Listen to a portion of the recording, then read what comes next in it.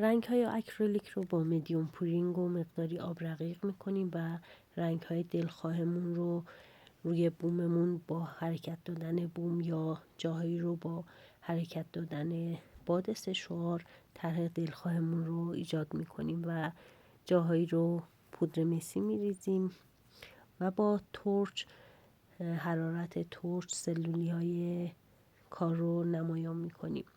بعد از زمان دادن و خشک شدن بوممون روش ورنی میزنیم تا قابل نوشتن بشه.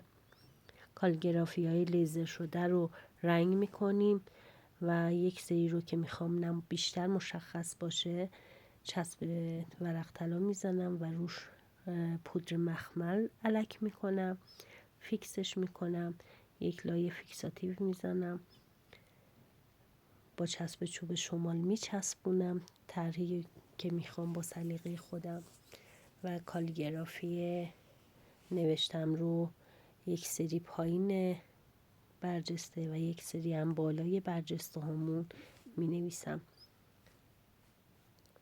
کالیگرافی خیلی آرام بخشه، خیلی لذت داره. توصیه میکنم یاد بگیرید، آموزش ببینید و از این هنر لذت ببرید. و اینم تابلو زیبای من، تقدیم نگاه زیباتون. مرسی که با لایک و کامنت حمایتم میکنی.